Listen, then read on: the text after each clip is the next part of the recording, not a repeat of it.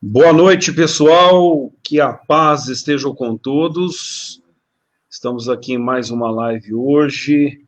Sempre meu costume de falar o dia, né, a hora, 17 de junho de 2020, e exatamente agora, 21 horas e 30 minutos. Sejam bem-vindos, e conforme vocês vão entrando, já vão deixando a sua mensagem, cumprimentando, dando boa noite. Vai me falando como é que está a sua cidade aí, se está frio, se está calor. Enquanto isso, eu vou pegar o link aqui da nossa live de hoje e eu preciso publicar aqui nos outros canais para que todos, então, participem. Hoje, nós estamos aqui, né, com a presença do Fábio Schense, meu amigo. Daqui um pouco eu vou apresentar ele a todos vocês. Mas vai deixando a tua mensagem, eu vou falar o seu nome daqui um pouco. E também lembrando, pessoal, que nessa quinta-feira, que é amanhã, eu vou estar sorteando um livro, tá? Um livreto que é para a sua edificação.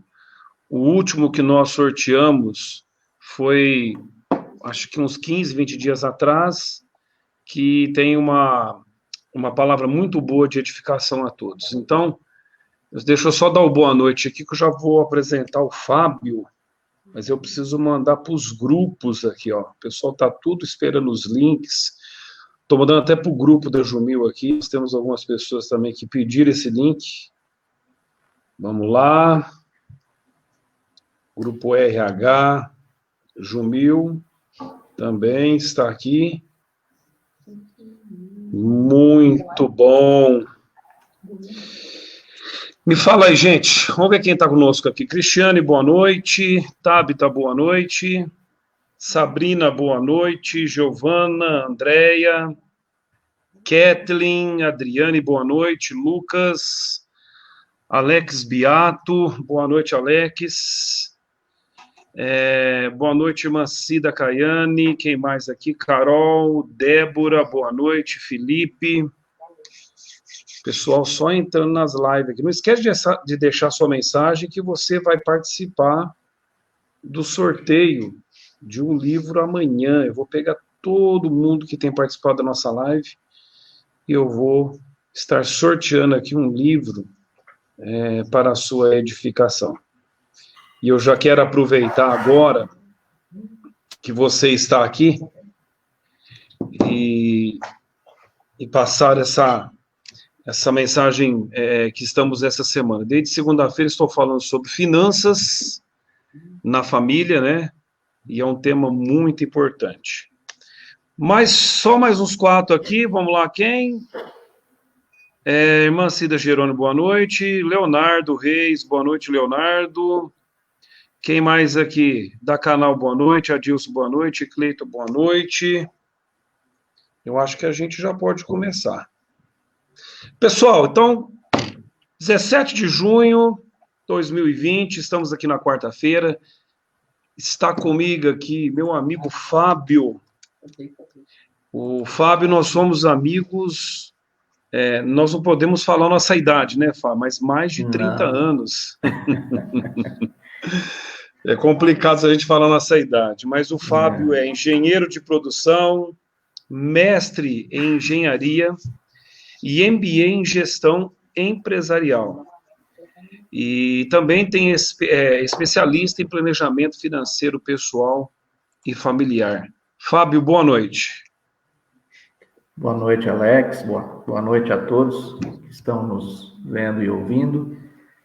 Obrigado pela oportunidade de estar com vocês aqui nessa noite. Espero poder ajudar aí nas dúvidas e que seja um bate-papo gostoso aqui. Muito legal, Fábio. Eu quero agradecer você o convite, que desde o começo quando eu tive a ideia, eu falei, preciso falar com o Fábio e convidá-lo para essa live. Você já atendeu de prontidão e obrigado pelo carinho aí, pelo tempo, né? Eu sei que nesse momento você poderia estar aí com a sua família, você está se dedicando a estar conosco aqui essa noite. Fábio, eu tenho falado com pessoal que está conosco aqui nesses últimos dias sobre finanças na família, administração familiar, e nós até fizemos um bate-papo hoje, falamos, né? Eu falei para você algumas coisas que eu falei na segunda e na terça. Sim. Mas, pessoal, o Fábio, ele ministra curso, ensina. O Fábio, ele é realmente um especialista nessa área, né? Tanto eu como o Fábio, nós trabalhamos na empresa Jumil em Batatais e fazemos parte de um grupo de executivos que tem uma missão muito importante para a empresa, ainda mais nesse momento agora que estamos enfrentando o coronavírus, né? Então, a gente está tendo que se virar nos orçamentos, nas contas e tocar a vida para frente, a empresa não pode parar. Mas falando de você, Fábio, da onde que começou em você esse desejo de se tornar especialista e ter esse entendimento em administração familiar? É uma pergunta interessante. Começou da seguinte forma, assim, há alguns anos atrás, eu pensando, né, sobre a vida, sobre o futuro, eu coloquei uma meta para mim. E essa meta é que quando meus dois filhos concluíssem a universidade, ou seja, estivessem mais independentes, em condições de seguir a sua própria jornada, que eu gostaria de escolher o que eu iria fazer da minha vida a partir de então, né? Ou seja, eu gostaria de ter liberdade de escolha. E eu sempre vi a questão financeira, não o dinheiro pelo dinheiro, eu sempre vi a questão financeira como um fator de liberdade. Você ter liberdade de escolha sobre o seu bem mais precioso e escasso, que é o tempo, né? E daí eu comecei a fazer algumas contas, colocar algumas metas, né? Que patrimônio eu deveria ter minimamente para poder estar em condições de fazer essa escolha lá na frente. E aí caiu uma ficha assim, né? Que na verdade o que acontece? A gente não conversa sobre isso. Com raríssimas exceções, por exemplo, eu nunca aprendi sobre educação financeira na escola. E também em casa nós não tínhamos o hábito de conversar sobre isso, até porque meus pais também não tinham esse conhecimento. Então a escola não me ensinava, nunca me ensinou, meus pais também, como não aprenderam, não puderam me ensinar, aí o que aconteceu? Eu fui no banco, né? Fui tentar conversar com o banco, com o pessoal do banco. E, assim, eu tenho vários amigos que trabalham em banco, né? O meu gerente de contas é meu amigo pessoal, mas que conclusão que eu cheguei? Que se você for lá no banco buscando orientação sobre finanças, o mais provável é que o que vai ser orientado para você não é o que é melhor para você, não necessariamente. Talvez o que vai ser orientado para você é o que for melhor para o banco, né? Porque o que faz o funcionário do banco? Ele está lá para cumprir as metas do banco, e não para cumprir as suas metas. Então, amizades à parte, no banco eu também não conseguia as informações que eu precisava. Eu falei, puxa vida, se a escola não me ensinou, meus pais não me ensinaram, e o banco parece que também não se mostrou muito interessado, eu vou ter que aprender sozinho. E foi assim que começou. Comecei a estudar de maneira autodidata, fiz alguns cursos pela internet, mas basicamente estudei sozinho e comecei a aplicar para mim mesmo aquilo que eu vinha estudando. Algumas coisas deram certo, outras não, eu fui corrigindo, enfim, e fui acumulando um certo conhecimento. Isso já faz uns 7, 8 anos.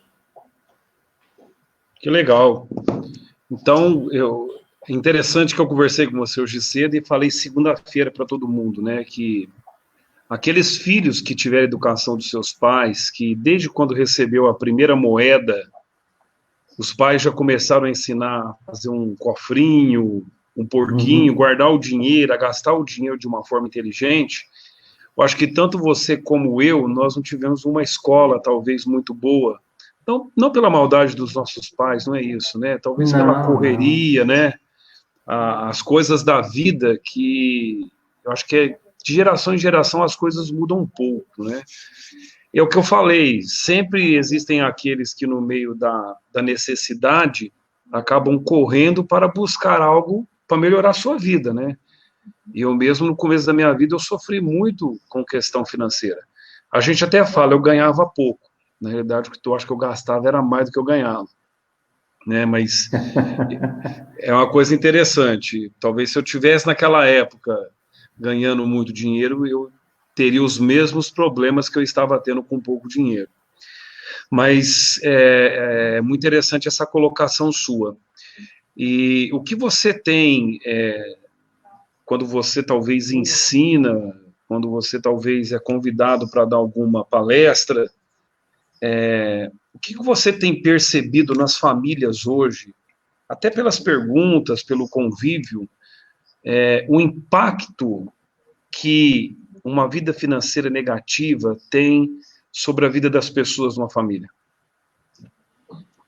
Eu resumiria em falta de paz, né? A pessoa que está financeiramente com problemas, ela, por mais que ela esteja bem espiritualmente, ela não estará bem materialmente, né? Então, é difícil você deitar à noite para dormir sabendo que você tem uma série de dívidas para pagar e o dinheiro não dá, ou que você está com, sei lá, o carro quebrou, a casa precisa de um reparo, tem alguém doente e você não tem a menor condição de resolver esses problemas pelo fato de não ter nenhuma reserva. Então, eu acho que e a quantidade de famílias que eu vejo nessa situação é enorme.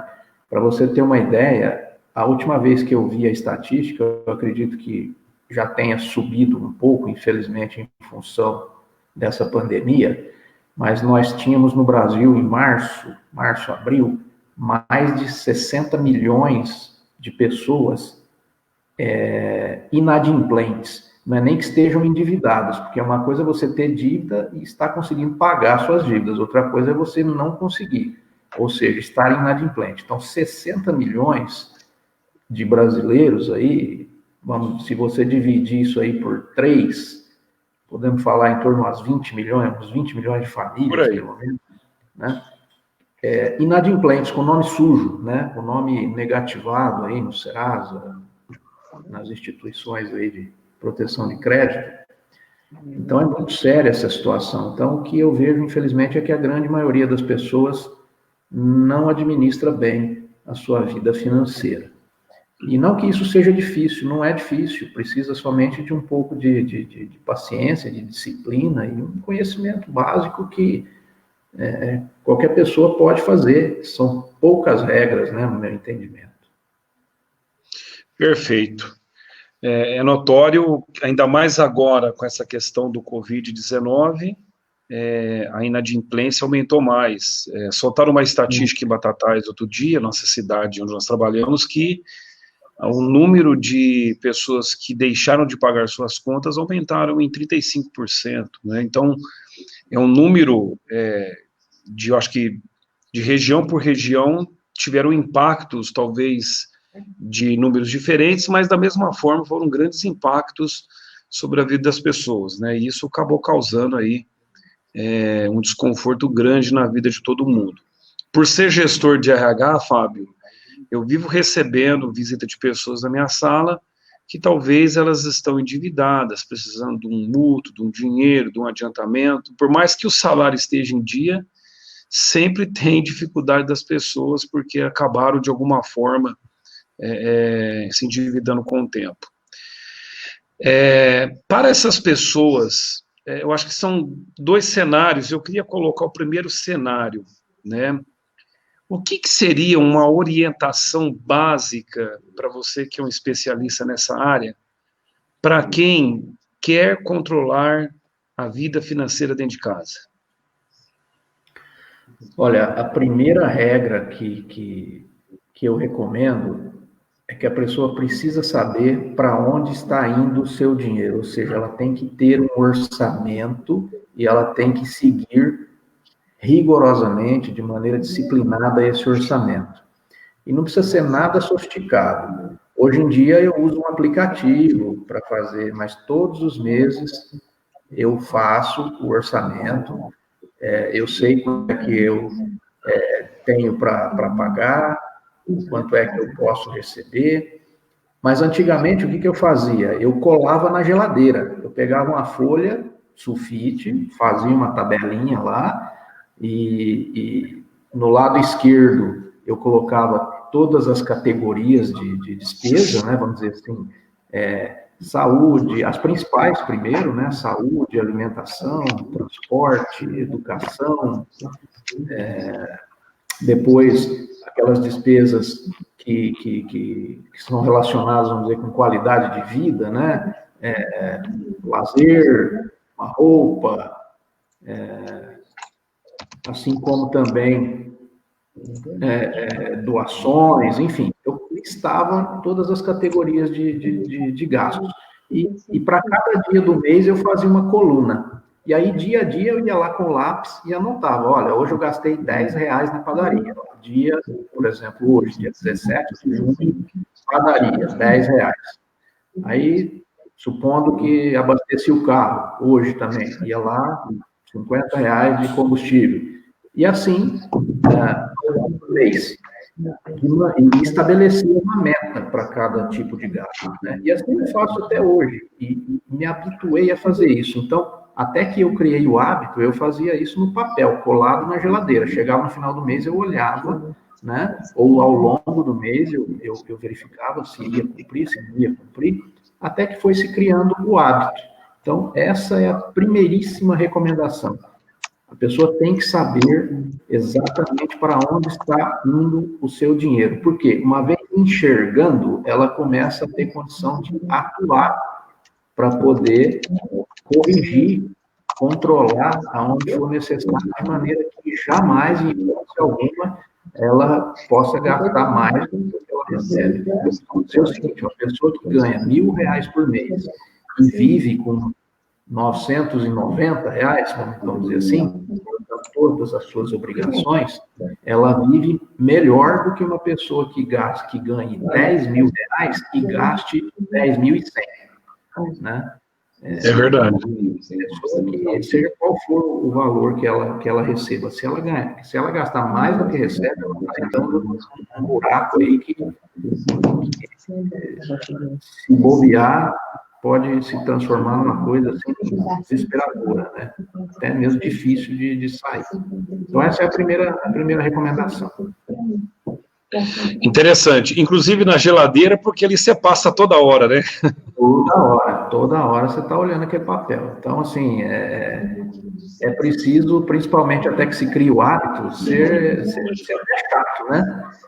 Depois que você cria o hábito, é quase que vira uma coisa automática. Depois você vai para um aplicativo, vira algo até gostoso de se fazer, né? Principalmente depois que você começa a enxergar, você fala, não, esse mês eu preciso cortar um pouquinho aqui nessa despesa, porque eu sei que a outra vai crescer um pouquinho, mas o importante é no final do mês você fechar com as contas equilibradas.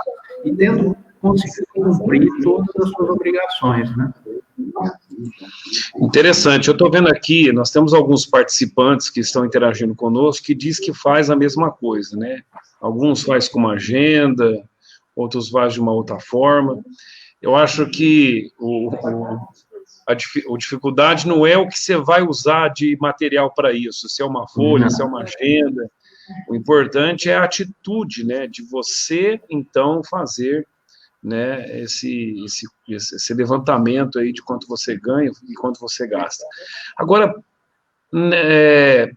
você acha que para essa administração da família, quando você tem lá marido, mulher, você tem filhos, é bom que uma pessoa em casa, que ela seja ou tenha uma habilidade melhor com finanças, seja um homem ou mulher, na sua opinião, você acha que é bom que esta pessoa faça isso? Vou dar um exemplo, tem algumas famílias que a mulher ela é muito boa para tomar conta de dinheiro, né? De anotar, de ir atrás. Às vezes as mulheres se sentem até importantes e se sentem seguras com isso. Existe alguma regra para isso, Fábio? E é bom que seja uma pessoa? Qual a sua opinião? Assim, sempre que... Porque nem sempre a pessoa gosta de fazer isso, né? Tem gente que gosta, tem gente que odeia fazer isso. Assim. Eu conheço os dois extremos.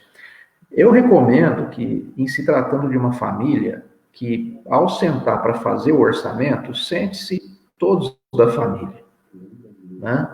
E façam juntos, né? Passa a ser uma atividade até gostosa de fazer. E aí aquele que gosta mais do assunto pode ficar responsável por preencher a tabelinha no começo do mês. Olha, esse mês nós temos X para supermercado, Y para combustível, né? Enfim, listar todas os seus compromissos do mês. A pessoa que tiver mais afinidade, que gostar mais, ela pode se encarregar de fazer, mas que façam juntos, né? E que ao longo do mês também se ajudem, né? De vez em quando alguém passa lá, dá uma olhadinha, né? Às vezes até em tom de brincadeira, fala assim, pessoal, esse mês cuidado aí com o combustível, senão vai estourar, né? Vamos dizer, estamos na metade do mês, já gastamos 70% do orçamento, cuidado aí, né? Vou mandar um pouquinho menos. Mas eu acho que o mais legal é fazer em família, porque aí se torna um hábito de todos, um compromisso de todos. Se uma pessoa fizer sozinha, é mais difícil dela ter o comprometimento de todos da família, né? Então, eu recomendo que sempre se faça em família. Interessante. Eu acho que para os nossos ouvintes aqui, o pessoal que está indo, as pessoas confundem orçamento. Explica para eles o que é um orçamento. Olha, o orçamento basicamente é a partir do teu conhecimento de quanto você recebe ao longo do mês. Por exemplo, entra no seu bolso todo mês R$2.000, tá? Com alguma variação, mas por volta disso aí. Você vai classificar esses R$2.000. Eu até recomendo o seguinte, uma outra recomendação, que a gente aprenda a viver com no máximo 80% daquilo que nós ganhamos. Muito bom. E com os 20% que sobra, vamos dizer assim, você consegue cumprir com as suas obrigações de cristão, por exemplo, né? E você consegue também reservar uma pequena parcela para o seu futuro. Então, isso é muito importante. Então, se entra 2.000 no bolso, considere que você só tem 1.600 para cumprir com as suas outras obrigações e que aqueles R$400, uma parte dele você vai reservar para o seu futuro e uma parte você pode reservar, claro, e deve, para as suas obrigações, por exemplo, com a igreja, ou com doações, ou para ajudar uma pessoa necessitada, né? Porque eu até acho que isso deve ser em primeiro lugar. Você primeiro deve cumprir com essas obrigações e depois com o restante. Ah, mas e se faltar? Se, por exemplo, os R$1.600 não derem? Eu tenho certeza que todos nós temos uma habilidade que a gente pode transformar numa renda extra, né? Com certeza. Eu já fiz isso, você também já fez isso, e vários que estão nos assistindo aqui também já deve ter feito isso em algum momento. Então, basicamente, o orçamento, assim, simplesmente é isso. Você, sabendo quanto vai receber, você coloca no papel as metas de quanto você pode gastar para cada tipo de compromisso e procura seguir isso de maneira disciplinada ao longo do mês, de maneira que jamais você gaste mais do que entrou no seu bolso ao longo do mês. Perfeito. A forma em que você disse é uma forma muito importante, porque o orçamento, o que as pessoas não entendem é o seguinte, né, que talvez você faz um orçamento para gastar, vou dar um exemplo aqui, né, de lanche. Eu vi, uma vez, eu ajudei uma família em que tinha lá, nós vamos gastar de lanche extra por mês R$200. Então, quando vai chegando perto dos 200, Ou se chegou, acabou, gente. O orçamento é orçamento, nós não podemos passar esse valor. O que muita gente faz é que, e você explicou muito bem, né, que acabou tudo, eu vou lá, talvez pego um cartão de crédito, faço uma nova dívida e não espero cumprir o período, né? E eu vou te falar que na minha época aí, do aprendizado, eu fiz isso muitas vezes, mas eu aprendi de uma forma difícil, Fábio, aprendi sofrendo, com os meus próprios erros. Feliz é aquele que aprende com os erros dos outros.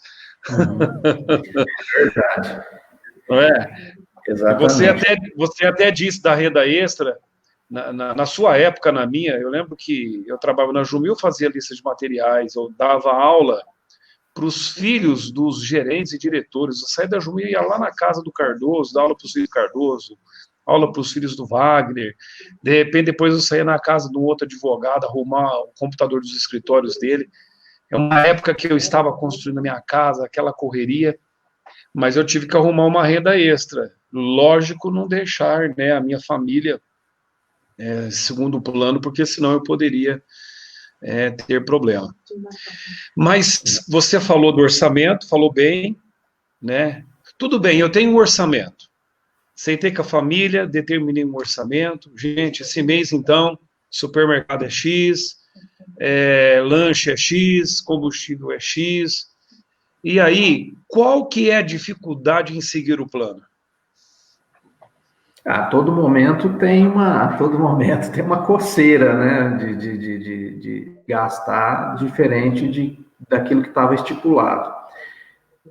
Realmente, os primeiros meses, eles não são muito fáceis, né, até você adquirir esse hábito, e o pior, vamos dizer assim, é que geralmente quando você tem que cortar daquilo que é mais legal, né?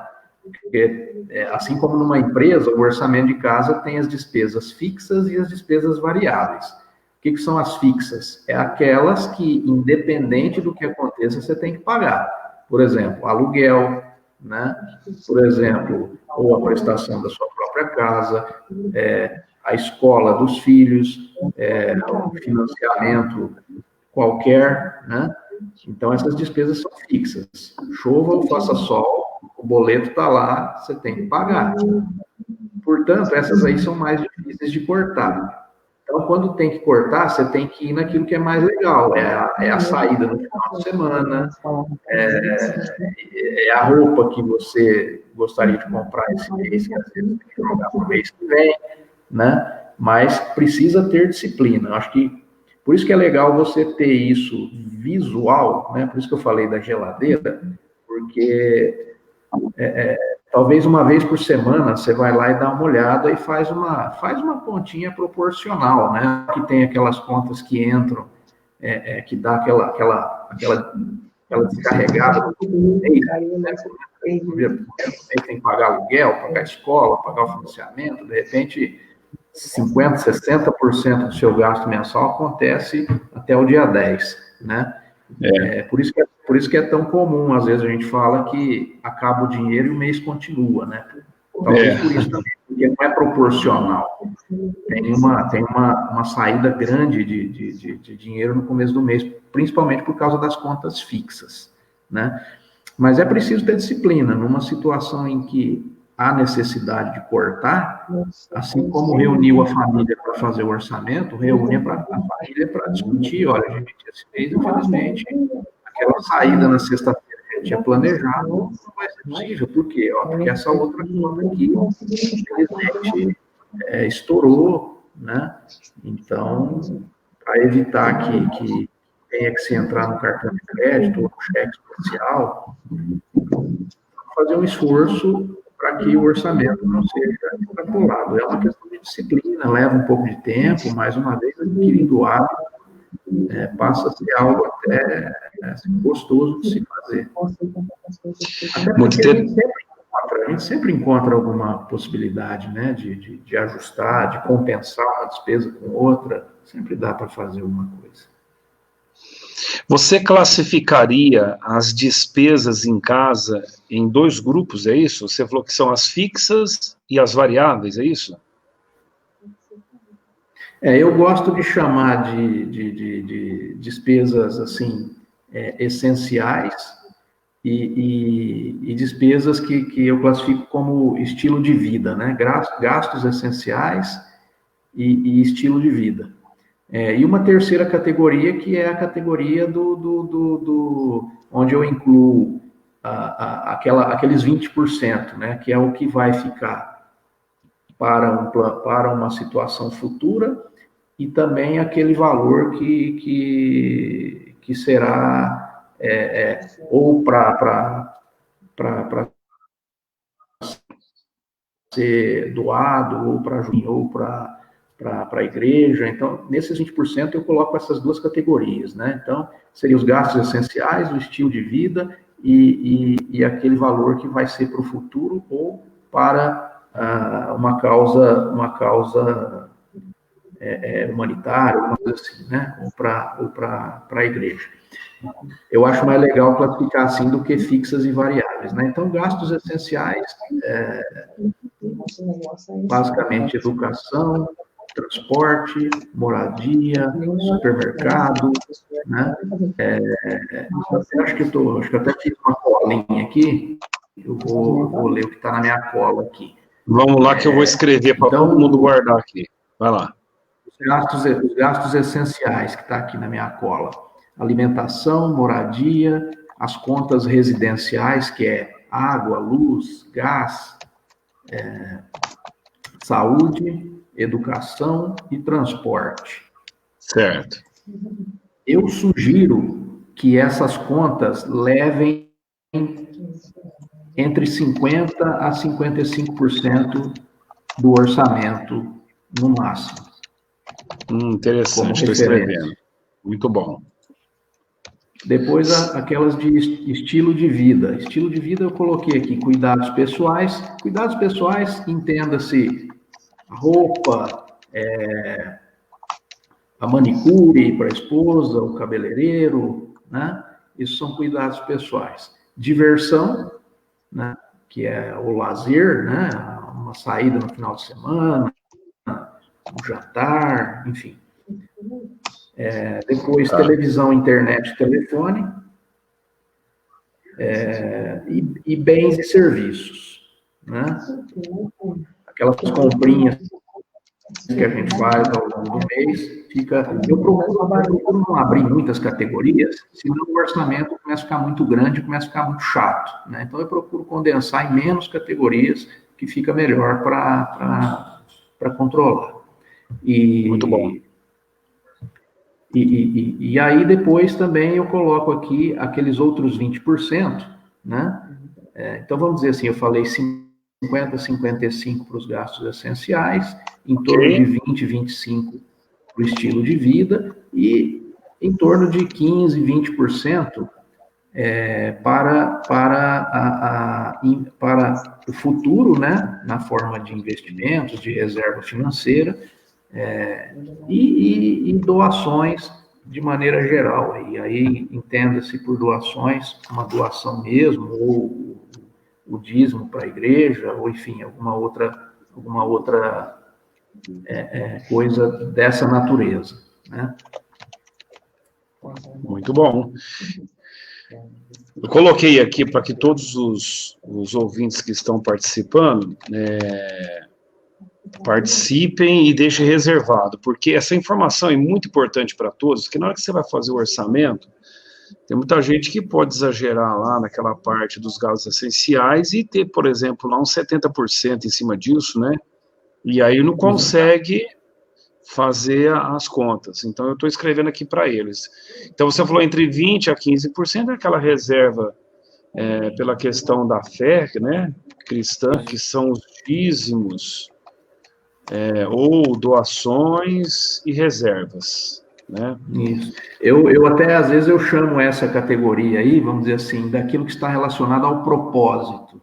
Ah, legal.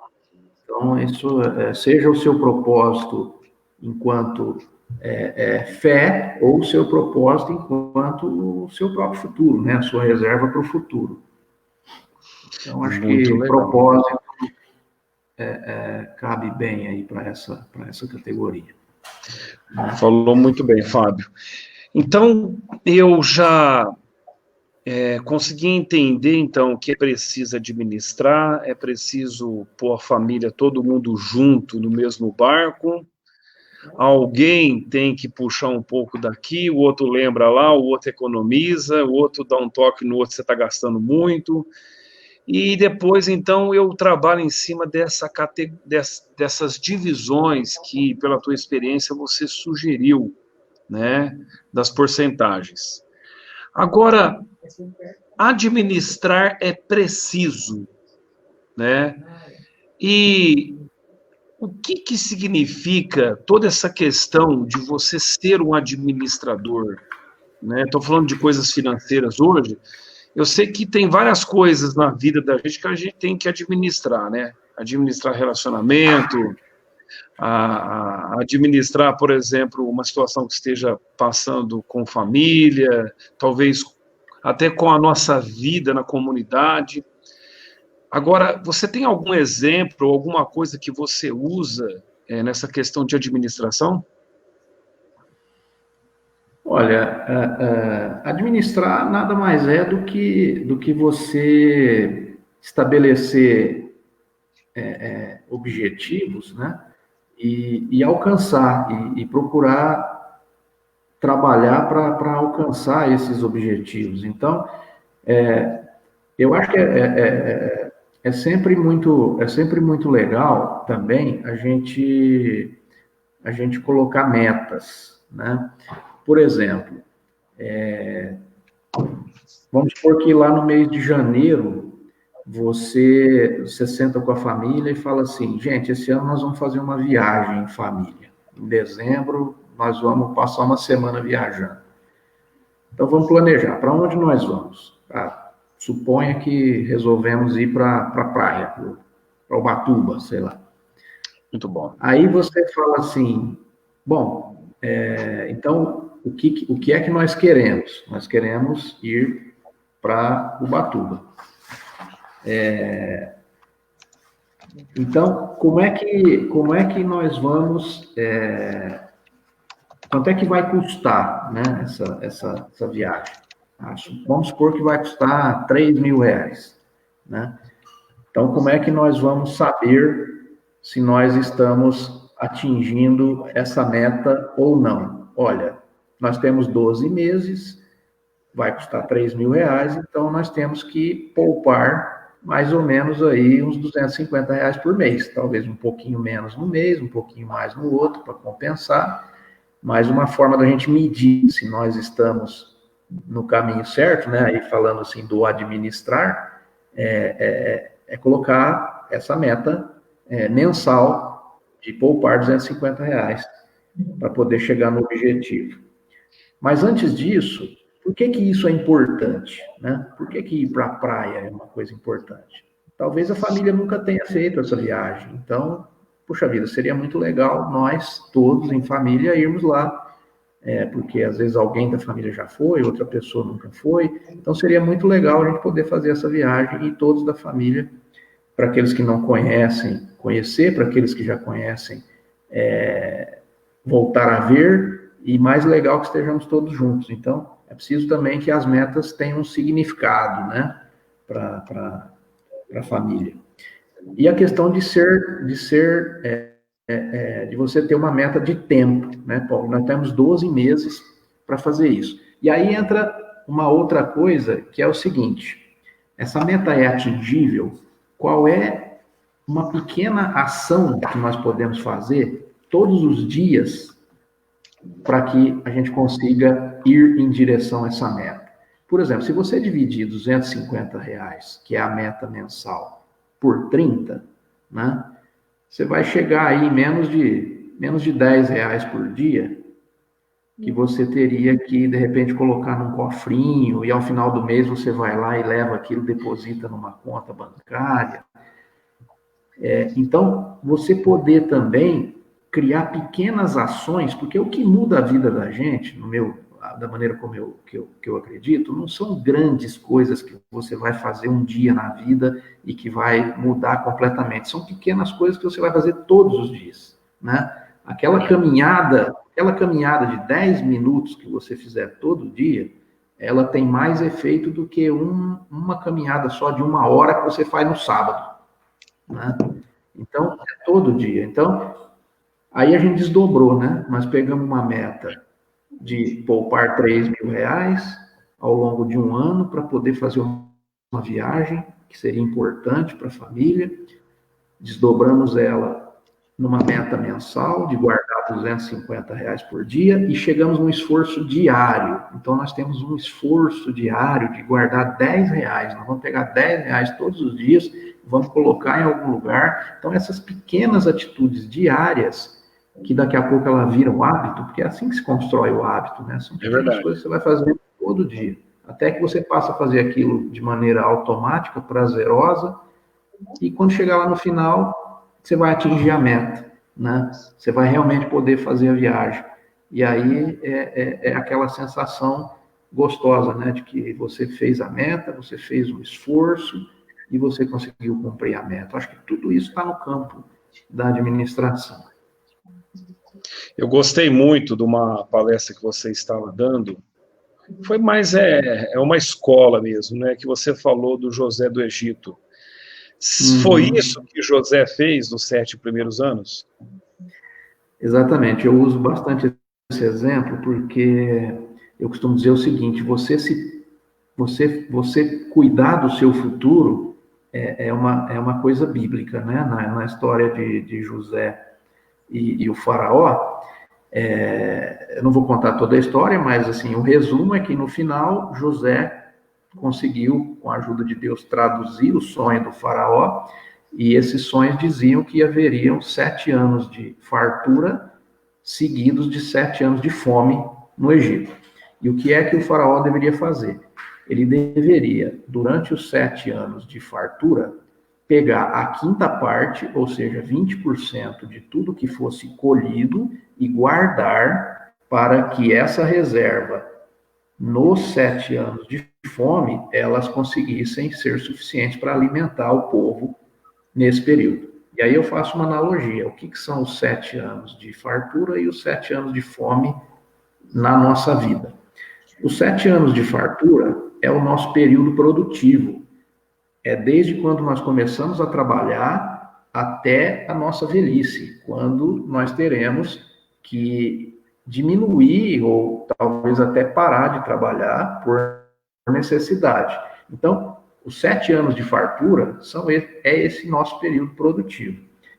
E os 7 anos de fome, vamos dizer assim, é aquele período onde nós vamos ter que nos valer dessa reserva para nos sustentar e ter uma vida digna durante a velhice, porque é muito triste você ver uma pessoa idosa que trabalhou a vida inteira ter que continuar trabalhando praticamente até morrer, às vezes já quase sem forças, ou ter que depender de caridade, ou ter que depender de ajuda de terceiros, de familiares, ou até mesmo de estranhos, para ter uma dignidade na velhice. Uma pessoa que trabalhou a vida inteira, quer dizer, seria muito mais natural que essa pessoa tivesse uma velhice digna, tranquila, que pudesse descansar depois de tanto tempo de trabalho. Então, a analogia que eu faço com a história de José e o faraó é essa, que nós temos que aproveitar os nossos 7 anos de fartura, que é o nosso período produtivo, e ao longo desse tempo fazer a nossa reserva, né, a nossa quinta parte ou a nossa 10ª parte, o que quer que seja, para que no nosso período de fome, vamos dizer assim, que é o nosso período de velhice, a gente tenha uma reserva para poder ter uma vida digna e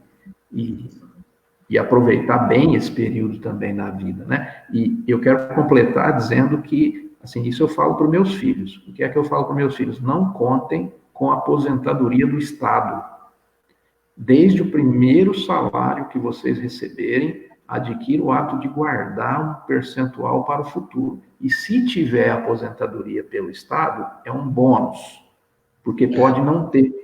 Né? Nós, ou quem nos assiste, que já está trabalhando há vários anos, que já percorreu aí uma boa parte da trajetória, provavelmente nós teremos, sim, a aposentadoria do Estado, mas as gerações que estão começando, é muito incerta essa aposentadoria. Pode ser que a Previdência, embora tenha sido feita uma reforma recente, já tenham sido feitas outras reformas, terão que ser feitas outras ainda no futuro para que a Previdência não entre em colapso, porque a população está envelhecendo, ou seja, nós teremos cada vez mais pessoas idosas em relação à quantidade de pessoas que estão trabalhando, e também estamos vivendo mais. A expectativa de vida hoje é de 76 anos, ela vai chegar a 80, ela vai passar de 80, então nós teremos mais idosos vivendo mais. A Previdência corre sério risco de entrar em colapso. Então, é preciso que cada um assuma a responsabilidade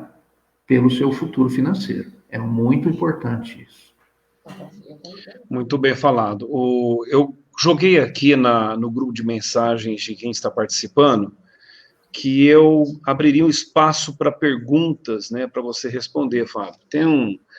Está participando aqui conosco o Jorge. O Jorge, ele tem uma empresa que vende mudas, plantas para jardinagem, né, e também é jardineiro, trabalha com grandes projetos aí. E ele pergunta assim, como separar os gastos de quem trabalha por conta própria e profissional? Né, aquela pessoa que tem os gastos aqui de casa, e ele também tem uma empresa aqui, mas a empresa dele é ele mais a esposa também, entendeu? Não tem um número grande de pessoas. Como fazer essa separação? Faz junto, faz separado?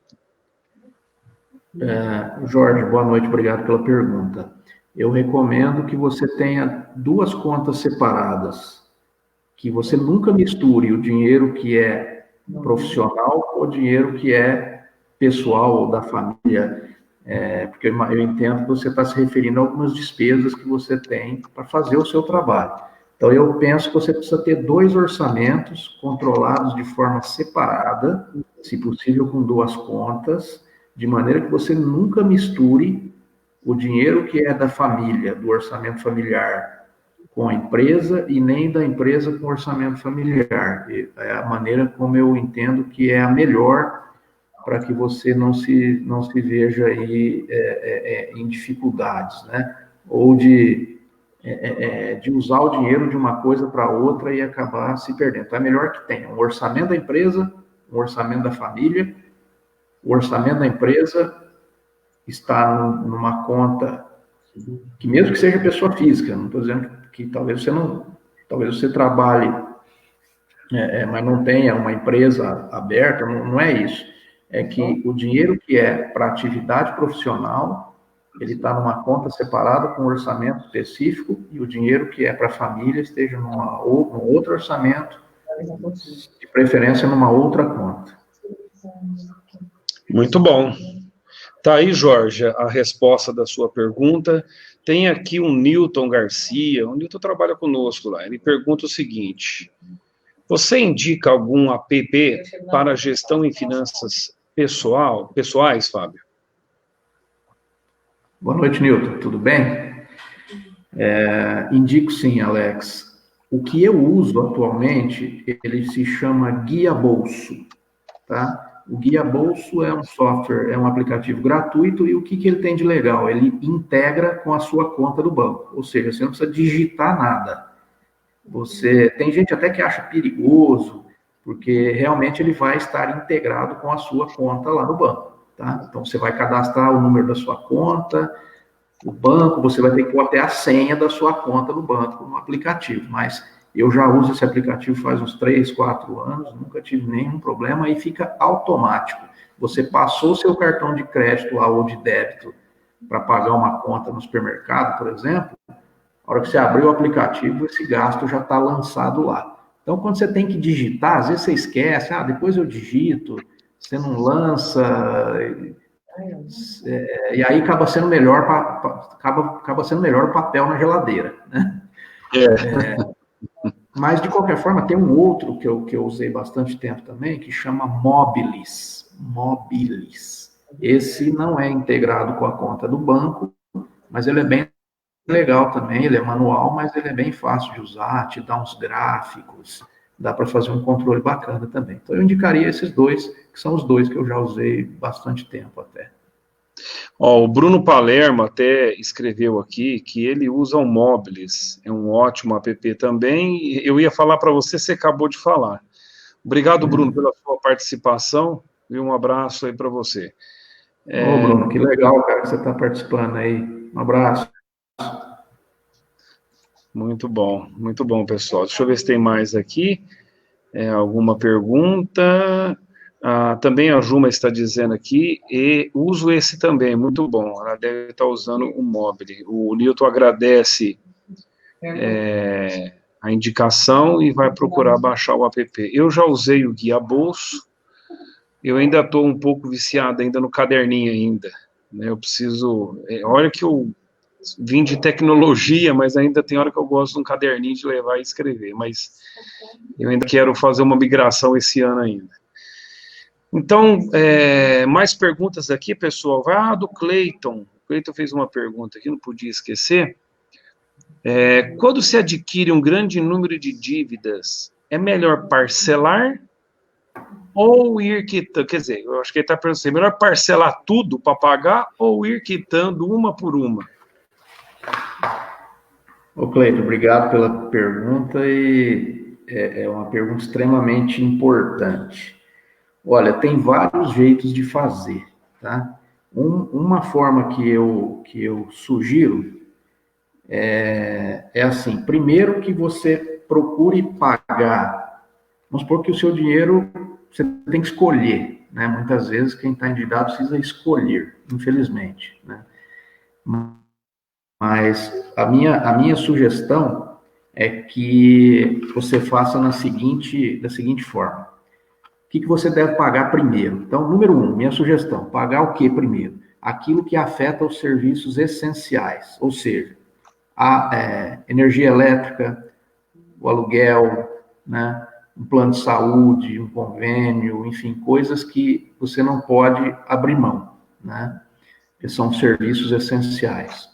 Número 2, aquilo que pode te causar perda de um bem de grande valor, por exemplo, se você deixar de pagar a prestação da sua casa, provavelmente o banco pode te tomar se você não pagar durante muito tempo, né? Ou mesmo o financiamento de um carro, vamos supor, você fez um financiamento, pagou já a metade ou mais, de repente tem que parar de pagar, você corre risco de perder, né?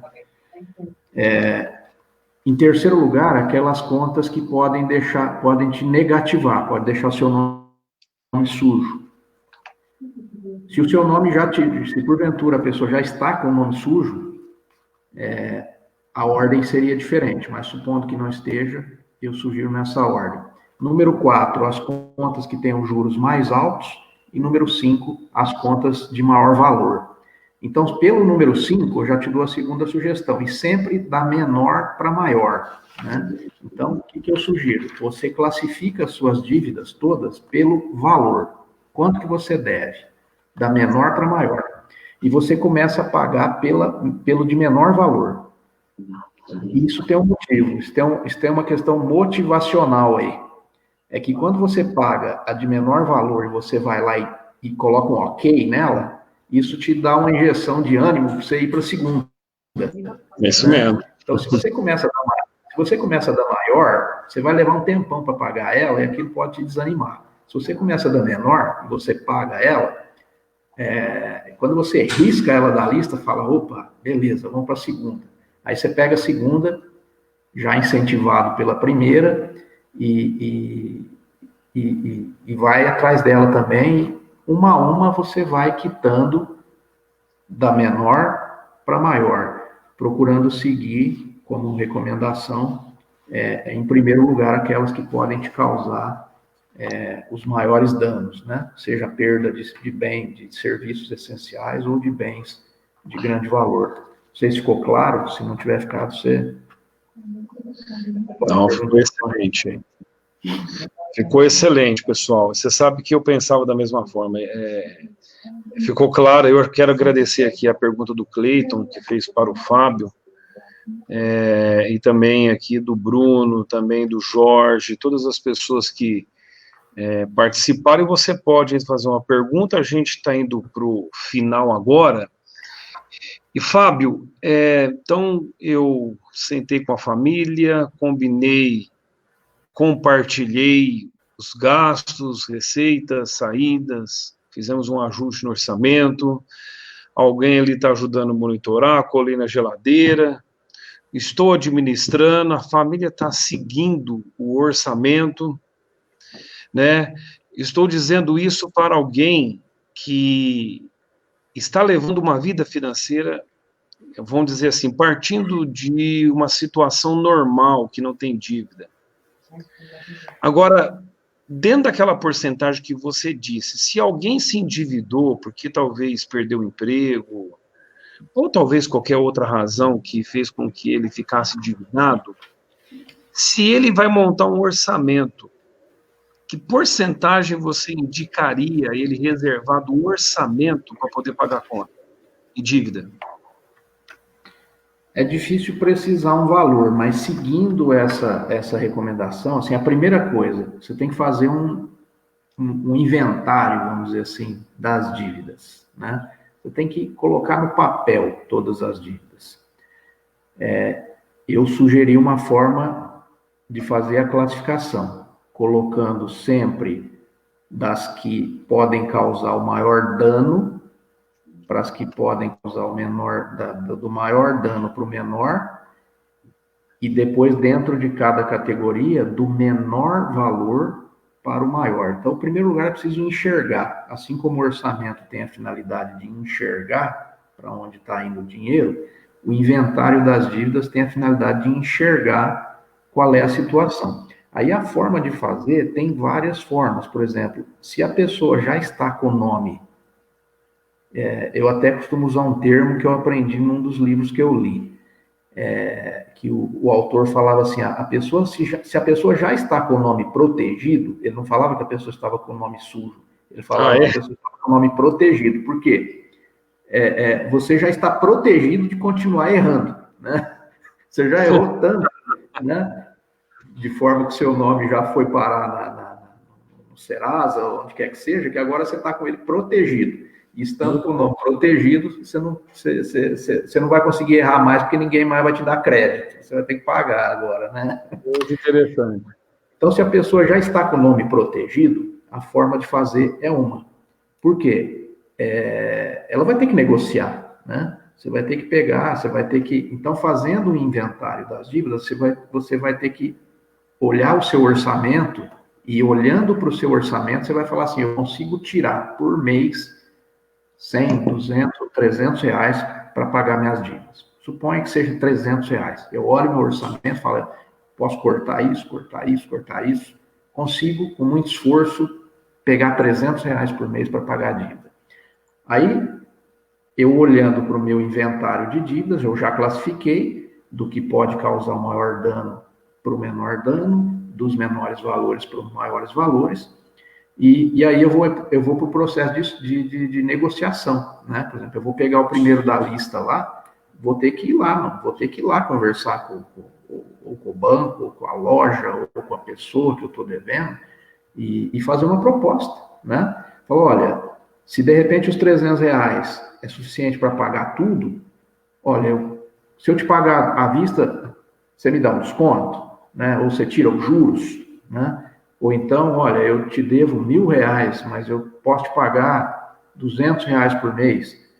Você me faz um parcelamento que caiba no meu orçamento? Então, aí, o como fazer, ele é muito variável. Mas a preparação, vamos dizer assim, é você olhar o seu orçamento e cortar onde for possível, de maneira que você consiga definir quanto você consegue ter por mês para direcionar para o pagamento de dívidas, e do outro lado você vê exatamente o que você deve, classificar, e aí sim, você vai começar item por item, procurar os credores, fazer acordos, discutir propostas e começar a pagar, uma por uma. E lógico, é altamente recomendável que aí cada um pense também nas suas habilidades e procure uma renda extra como forma de acelerar esse processo, né? E não só a renda extra. Tem uma outra coisa que eu gosto muito também, que é uma pirâmide, que às vezes eu mostro quando eu falo com o pessoal, que é assim, é o que eu chamo de estudo, trabalho e poupança, né? você precisa também melhorar constantemente a sua capacidade de gerar renda. Então, você tem que estar sempre procurando estudar, se aprimorar, ganhar novos conhecimentos, para que você também seja mais valorizado, consiga melhorar a sua renda, de maneira que você consiga também acelerar esse processo de saída das dívidas, né? Mas seja pelo lado de gerar a renda extra ou de gerar mais renda no seu próprio trabalho principal, para quem está numa situação de endividamento, é muito importante também. Muito bom. Pessoal, estamos chegando já nos últimos minutos finais, estamos com 1 hora de live aqui, e muitas pessoas aqui conversando conosco, o pessoal está interagindo, quero agradecer aqui a presença de todos. Eu sei, Fábio, que o assunto é extenso, né? A gente até conversou um pouco sobre isso, né? E se der tudo certo, tomara, eu quero trazer você para poder dar um curso aqui para o nosso pessoal aqui em Brodowski. Mas um conselho, né? Um último conselho que você daria a todos que está buscando aí performar a sua vida financeira, melhorar o orçamento da sua casa. Olha, que realmente possa construir esse hábito de jamais gastar R$1 a mais do que aquilo que ganha, né? Isso tem que ser, assim, esse hábito precisa ser construído. E um conselho também que eu dou para todos em geral, ou talvez para os pais, né, também, é que o tempo é um fator fundamental. Começar o quanto antes é importantíssimo. Assim, se nós tivermos talvez uma outra oportunidade, às vezes, de conversar um pouco mais, eu posso até apresentar para vocês alguns cálculos, mas, em resumo, assim, se você poupar 10% do seu salário todo mês durante 30 anos, você vai construir um patrimônio aí ao redor de 10 anos de salário, tá? Esses 10 anos de salário pode te sustentar depois pelo resto da vida, assim, de maneira confortável. 30 anos parece muito, mas quem já viveu um pouquinho mais aí sabe como a vida passa rápido, né? E faz toda a diferença começar cedo, porque quando você começa cedo, 30 anos para um jovem não é nada. E o esforço de poupança dele vai ser muito menor. Ou seja, quanto que eu vou ter que tirar do bolso todo mês se eu tiver 30 anos de prazo ou se eu tiver 5 anos de prazo, é totalmente diferente. Então, o conselho que eu dou, inclusive por isso que eu falei dos pais, transmitam esse conhecimento. Nem que não seja para os seus filhos, que seja para os seus sobrinhos, para os seus primos, né? Para os jovens de maneira geral, começar cedo faz toda a diferença. Por quê? O tempo está a seu favor, né? Você não vai precisar correr grandes riscos e nem poupar grandes quantias todo mês. Para quem começa mais tarde, quanto mais tarde começa, mais dinheiro tem que tirar do bolso todo mês e mais riscos acaba tendo que correr em busca de ter uma rentabilidade maior nesses investimentos. Então, começar cedo é essencial. Então, resumo em 2 conselhos. Independente de quanto você ganhe, nunca gaste, se possível, nunca gaste mais do que 80%. Realmente reserve os 20% para o propósito. Seja o propósito com Deus, ou seja o propósito seu na sua velhice, vamos dizer assim. E o segundo conselho é comece o quanto antes, né?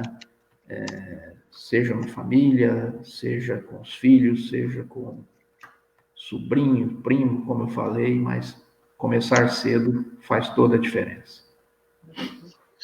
Muito bem, eu até escrevi aí, para que todos passem aí para as suas agendas, anotem. Você pode depois voltar a assistir essa live novamente, ela está aí dentro do perfil, do meu perfil, do perfil da igreja, você pode acompanhar e ser muito, assim, edificado e crescer nesse conhecimento. Eu falo que o aprendizado não pode ter fim, e a gente precisa de pessoas que tenham habilidades e sejam especialistas, né? Então, Fábio, eu quero agradecer muito a sua presença, por você ter aceitado esse convite de poder ficar comigo aqui conosco durante esse período, e também, nesse último instante, eu vou orar por todos que estão aqui, e declarar saúde, né, sobre a vida, sobre a família, que eu acho que se a gente tiver saúde, preguiça de trabalhar nós não tem, não é verdade? Nós vamos à luta, vamos brigar e vamos resolver aí o que tem que resolver. A gente está aqui para resolver problema, essa é a verdade. Então vamos lá, gente, prepara o teu coração, vou fazer uma oração para todos aqui e vou agradecer a Deus pela vida do Fábio também. Vamos lá. Senhor, meu Deus e meu Pai, em nome de Jesus, eu oro em favor de todos que estão conosco aqui nessa live, Senhor. Eu sei que as pessoas que estão aqui estão lutando com a vida, trabalhando, protegendo a sua saúde, e eu só tenho a agradecer ao Senhor, ó Pai, por tudo que o Senhor tem feito na vida deste povo. Pai, os preserve com saúde, guarde suas famílias, guarde seus filhos, guarde os idosos, meu Pai, pessoas do grupo de risco, que sejam protegidas contra esse vírus. O Senhor esteja acampando ao redor dessas pessoas, que o Senhor traga paz, traga alegria, que o Senhor os proteja, meu Pai, alcançando a vida do Fábio, sua esposa, seus filhos, e que o Fábio, ó Pai querido, seja e continue sendo, ó Pai, ó Deus, essa pessoa de coração grato, que ajuda as pessoas, meu Pai querido, e que coloque o seu conhecimento, ó Pai, para ajudar ao próximo. O Senhor esteja abençoando, trazendo prosperidade, graça e vitória sobre a sua vida, em nome de Jesus. Amém. Glória a Deus. Pessoal, obrigado aí pela presença de todos, um forte abraço. Amanhã eu vou encerrar a última live da semana, quinta-feira, dia 18. Eu vou trazer mais alguns fundamentos bíblicos a respeito de dinheiro. Respeite o dinheiro, ele vai respeitar você. Fábio, mais uma vez, obrigado por tudo, que Deus te abençoe, viu? E Deus esteja com você. Eu que agradeço o convite, obrigado a todos aí, espero que tenha sido proveitoso. Para mim foi muito bom, foi especial ter esse bate-papo aqui com vocês. Ótimo, pessoal, muito obrigado, até mais, fiquem com Deus.